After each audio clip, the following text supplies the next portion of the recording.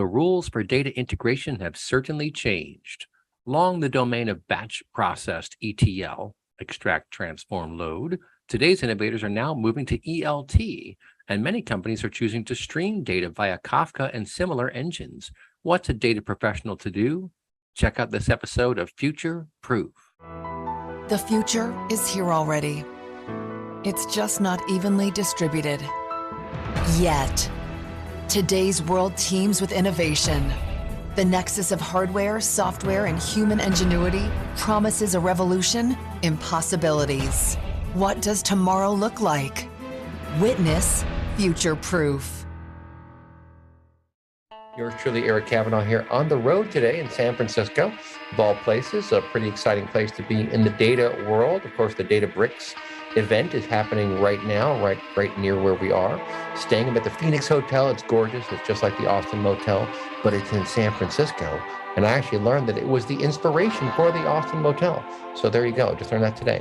But our topic today is very interesting, folks. We're going to talk about data integration at scale.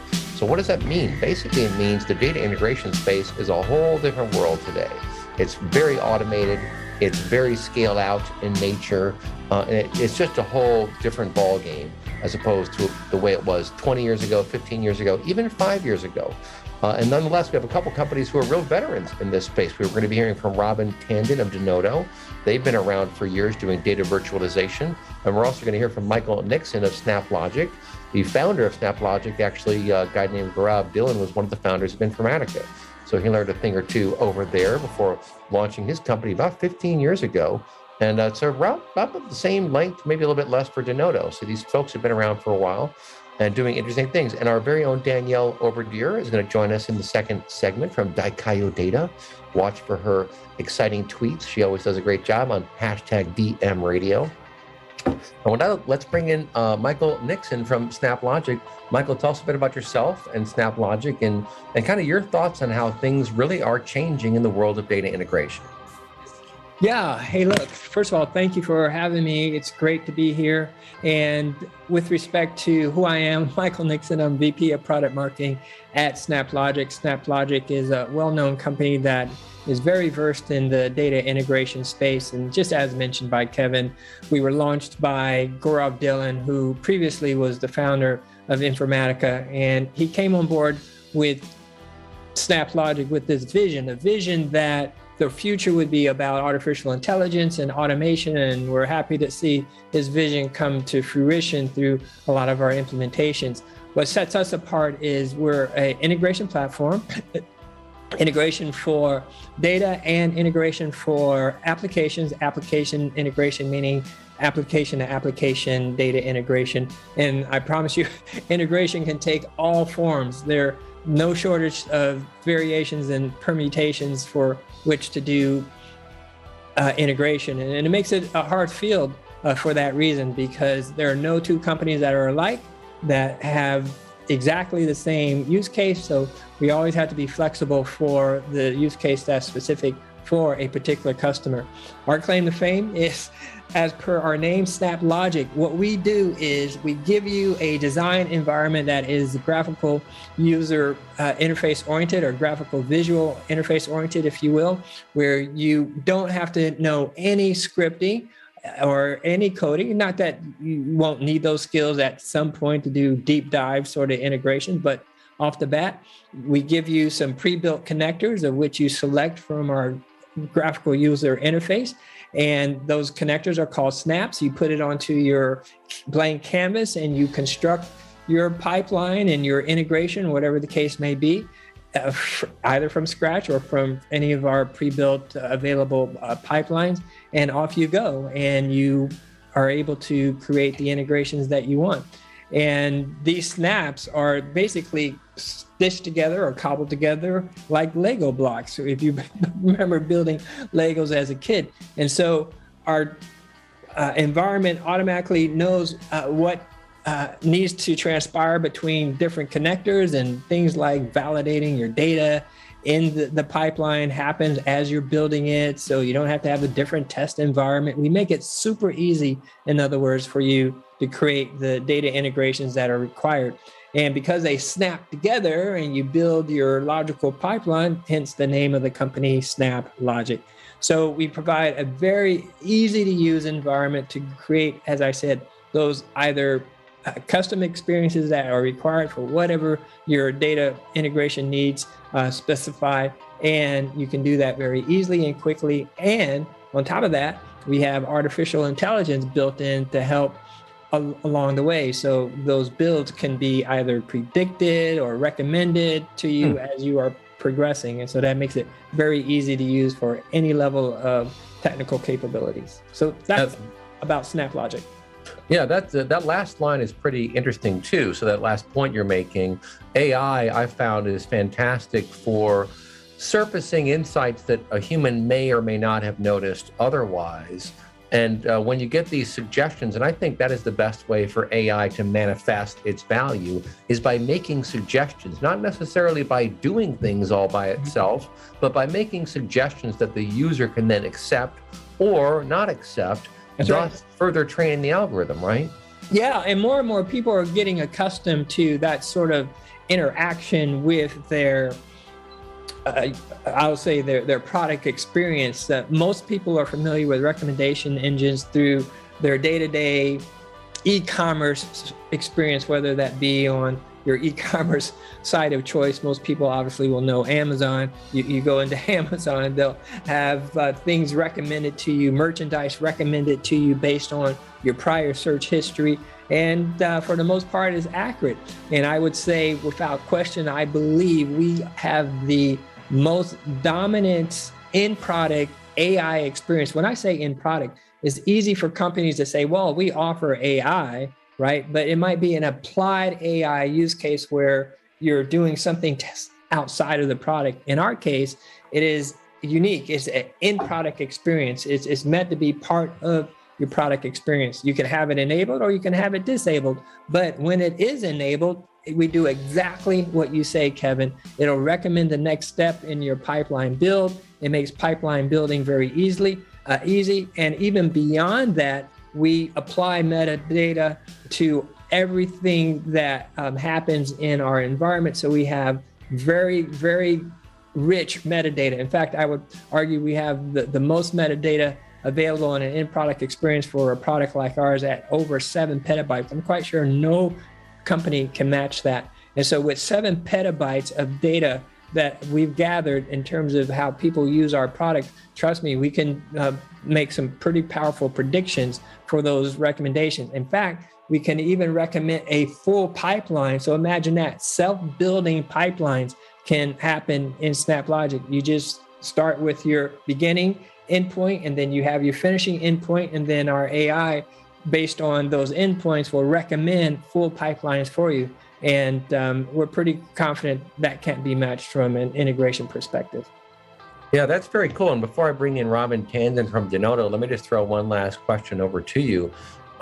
You're talking about a tremendous amount of metadata, and I'm guessing that has to do with different data types and different sources that you've cataloged and tracked, which can provide tremendous insight and intelligence around new pipelines, because you'll understand the nature of this API or of that particular source system and glean some insights from that and be able to share that to the users. That sounds pretty cool. Yeah, that's exactly what we do. But our sharing with the users isn't so much in the statistical nature of that data, but in terms of them the practicality of building their pipelines.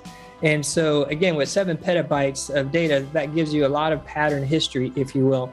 And with that pattern history, we're pretty intelligent with how to construct a pipeline. And as I said, no two companies are alike, and needs are different. Some companies will want to keep their data moving. Some would want to keep it in place. Some would want to thread multiple source endpoints together wherever they exist, on premises or in the cloud. So by having that rich metadata, we are able to predict, or at least make it easy to build those pipelines, regardless of what your scenario is. That's a great point. So let's bring in Robin Tandon from Denodo, another veteran of the industry. Robin, tell us a bit about yourself and Denodo Technologies and how you folks are enabling this new generation of data integration capability. Yeah, thanks very much. So I'm Robin Tandon. You probably guessed by my accent. I'm based in our London office in Paddington. So just there at the moment, and it's stopped raining. So that's good news. Nice. So I'll get to walk home tonight without getting wet. Well, maybe. We'll see. So Denodo a little bit about me. I've got over 20 years industry experience. I started out as a software engineer. That's where I cut my teeth back in the day in the 1990s. Involved in data integration projects all the way back then. Spent a lot of time as a product manager, product marketer, sales engineer. Classic path to where I'm at today. Denodo is actually a bit older than you would believe, Eric. We were founded in 1999 in La Coruña in Spain. Our CEO and CTO are still with us. So our CEO, Angel Vina, is a professor, and he was a professor at the University of La Coruña. And Alberto was one of his doctoral students. And they really were working on trying to solve the challenge of data integration. So they came up with the concept of data virtualization as we know it today. Moved in 2006 from Spain to Palo Alto. So our headquarters for the last 17 years have been in Palo Alto. So again, very classic place for data integration, data management folks to be hanging around. We count among our customers over 1,000 customers. Typically, we're looking at Fortune 500 to the Global 2000, as well as many governmental agencies. Some we can talk about, some we cannot. It's quite an interesting space when you get into data and data integration and what people will publicly let people know and privately. And hey, if we're talking about data at scale, that's a really interesting point. And we can get into the values of data virtualization as the foundation of being able to integrate with data at scale. We really think of Denodo as more than just data virtualization these days. We also do data management, data integration, and data delivery. So those are the three core features and functions of Denodo.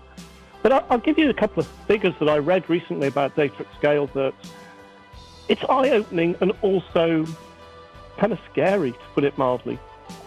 And the reason why I started doing this research, well, I was reading an article, and I think we've all read these articles about Bitcoin. So why does Bitcoin lead me to this? Well, as of last year, 2021, Bitcoin was consuming 0.5% of the world's electricity to mine it. That's to put that into context, that's the crazy. same amount of energy as Malaysia, the country Malaysia. Yeah, okay, so then you start pulling at threads around the internet one evening, and I came across a great IDC report. And this was quite an eye-opener as well. And we can see this. I'm sure Michael sees this in his world. I see it in my world all the time. The exponential growth of data. So IDC predict that between 2021 and 2025, there'll be a 400% growth in data. And that goes from 44 zettabytes to 175 zettabytes. Now, I don't know how big a zettabyte is, but it's big. It's got a lot of noughts after it. I'm back in the day where I had my first computers, and they were 16 kilobytes. So, we're talking very big amounts of data. And actually, 90% of that data is replicant, so it's replicated data. So not only are we exponentially growing data, we're exponentially making the problem worse by replicating it. So really, Denodo acts as that logical data integration layer that allows you to sit on top of your data sources, irrespective of location. So on-premise data, hybrid data, multi-cloud data, SaaS data. We're not doing as much as SnapLogic, but we integrate with real-time data feeds through Kafka. We have certified integrations with the likes of Salesforce.com, and so on and so forth. So think of it as the abstraction layer.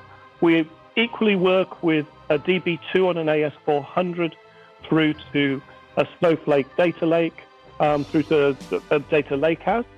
And we're adding that metadata all along the line to build meaning out of structured and unstructured data to present it as a single unified layer. So that's really the key secret sauce of Denodo is that ability to sit across everything and to govern it. We have data governance capabilities, very strong data governance capabilities, enhanced by our AI and ML capabilities. So we are, creating that active metadata.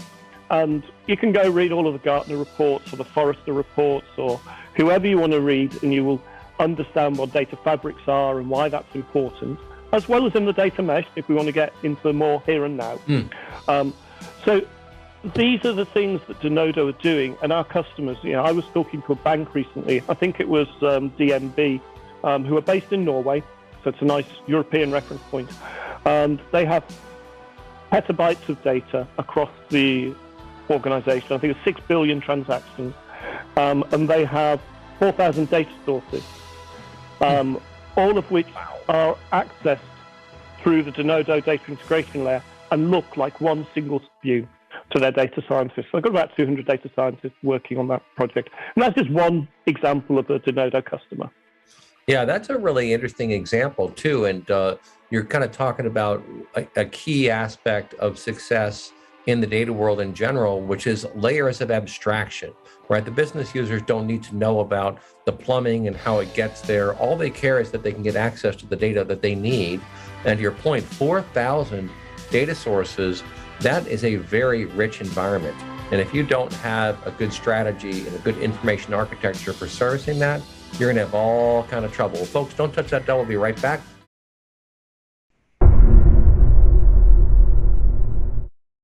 The Databricks conference is going on right now. Those folks are shaking up the industry without question. I looked it up the other day. $3.6 billion of investment that they've raised, $3.6 billion. Of course, I just came from the Snowflake Summit a couple of weeks ago. Big article about that on LinkedIn. Check it out sometime. They're also a major heavy hitter these days. They are a center of gravity. But then you have to get the data in there somehow. And we're talking about that today with our guests. We're talking to Michael Nixon from SnapLogic and also Robin Tandon from Denodo. I think my internet connection is going wonky. And Danielle Oberdier from Dakayo Data. I'll hand it over to you to ask these folks some smart questions. Take it away. Perfect. Yeah, it's been fun listening to both of you so far. So my first question is for Michael. You were talking about kind of transitioning into a low-code, no-code environment. And then I also know that SnapLogic is doing some, educational ed tech. It's getting into ed tech, I should say, as I saw on your Twitter. So I'm wondering, I guess, how your workforce and your employees are affected by what it seems to be a choice, like you said earlier, like the choice to either still use code or take advantage of the low code, no code capabilities. Well, if you're directing that to our employees directly, our employees directly are across the board. We have, like me, I'm a marketing person, we have engineers, we have developers, we have infrastructure managers, we have office, G&A type of individuals, lawyers, financial people, our CFO and everything. Now, these individuals aren't required to use code and develop it. For engineers, many of our projects are, if they're not built through SnapLogic environment, they're using tools of choice. So I feel that the question, I think, is the heart of the question is, how do people feel about no code environments? How are they approaching? I believe that's really the heart of what you're asking, whether it's with Definitely or anyone else. But certainly, let's acknowledge that low code is a buzzword, and it can be a polarizing buzzword at that.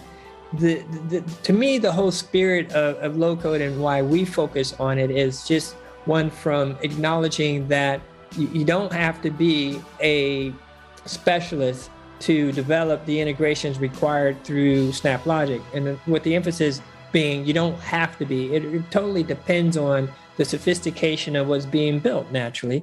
If you're doing an advanced use case, you're doing a lot of customization, you're going to make a a unique data platform. Why chances are you're going to be a highly skilled person. You're going to get underneath the covers. You're going to do your own scripting to basically build that data platform of your dreams. And we have individuals who leave SnapLogic, they go to another company, leave that company, go to a third company, bring in SnapLogic again. They bring us in multiple times because they know we help them build data platforms faster. And the reason why is because you do have that ability to, if you rather build a lightweight integration where it doesn't involve a lot of specific technical specialty or uniqueness, then chances are you're going to go with some of our already templated connectors or already pre-built connectors. And it's just a matter of, like a kid, you grab an icon, you put it on your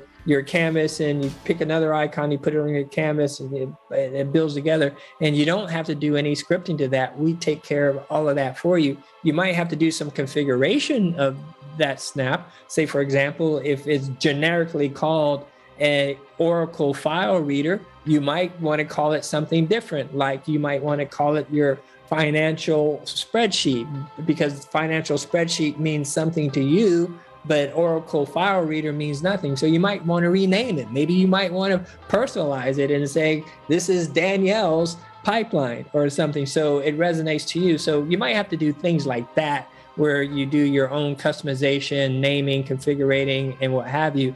But for the most part, it is not a requirement to have special skills to start using SnapLogic. And that really is the beauty of no code, is where you're more flexible on the people that you can have on your team to build those integrations. Yes, just like Michael, we anything that we have that's AI within the Denodo platform is specific to Denodo. And in fact, we're using it to discover your data. So your data already exists, and we're just discovering it, adding the enhanced metadata. We're also using it for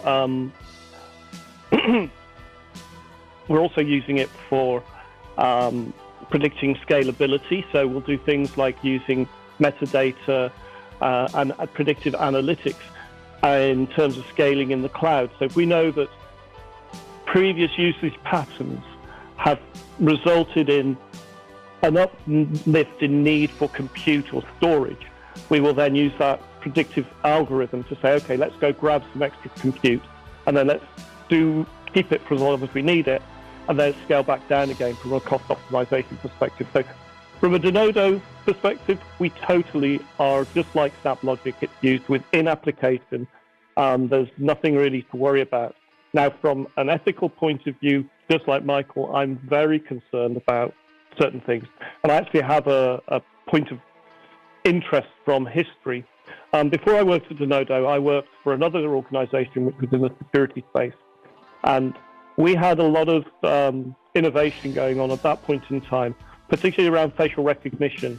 And it was interesting, some of the ethical tightropes that the data engineers and the AI engineers were walking around that whole area of facial rec and other areas that maybe have to do with identity and identity access management.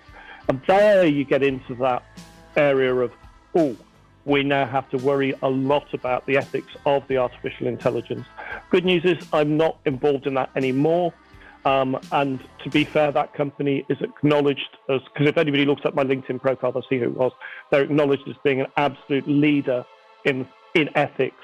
And they have teams of people whose job is to look at it from a legal and ethical, and ethical and legal are together. Just because something might be legal doesn't mean it's ethical. So they're looking at it from that. So my former employer is absolutely at the front of that. I like that distinction. Just because something is legal doesn't mean it's ethical. That's something that I talk a lot about, just with industry leaders, because I, and Eric has this too, we have, I guess, the privilege, but also scary responsibility of having a big picture view on the industry. And so there's kind of that need to make sure that these conversations are still happening, even though as a data scientist myself, I'm very interested in the nitty-gritty inner workings of how products are being developed. So yeah, I mean, I guess, we have a few minutes left of this segment, but how do you make sure that all of your different departments are communicating effectively when you're building a new product or infrastructure? Michael, do you want to go first? Now, is this related to AI, or just you're asking fundamentally just how do we approach that? I'm asking fundamentally how you approach that. It could be related to AI, but I'm interested in all of the products that you're building. Yeah, I mean, each group does it differently. A big component of our intercompany communication is highly dependent on tools like Slack, and I hope it's okay to give a shout out to Slack. Yeah, I like Slack myself personally, but that is always okay. Yeah, it's just one of many tools, though. I mean, obviously, we are pretty rudimentary in a sense of that we have Slack tools, we have email tools, then we have intranet types of collaboration tools through other software platforms. So each team is done differently. Now, being a small company, when I say small company, less than 300 people, we don't suffer the problems of what I would say are gross communication silos. You're always going to have teams that seem to stay within themselves, but fortunately, we have a very communicative executive team. We have frequent all hands meetings and typical sort of thing you would expect from a startup company, where our communication is pretty open. So while individual teams here and there might struggle with inter communication or intra communication with other groups, they're left to kind of manage through it. But I don't think we're suffering from what I would say is a gross communication problem that you would see in much, much larger organizations where people feel really spread apart. I do feel we still maintain that small company feel, at least speaking for ourselves here. Well, folks, we've been talking today with Michael Nixon from SnapLogic, Robin Tandon from Denodo, two veteran companies in the field of data virtualization and data integration, irrespectively, I should say. And of course, Danielle Overdeer from Daikayo Data. She has the best tweets for live events of anyone I know. So check her out online. And send us an email, folks. We're booking out the rest of the year right now. H2 is in metamorphosis as we speak. So we're taking submissions. Send me an email, info@dmradio.biz. You can also go to my Twitter handle @Eric_Kavanagh.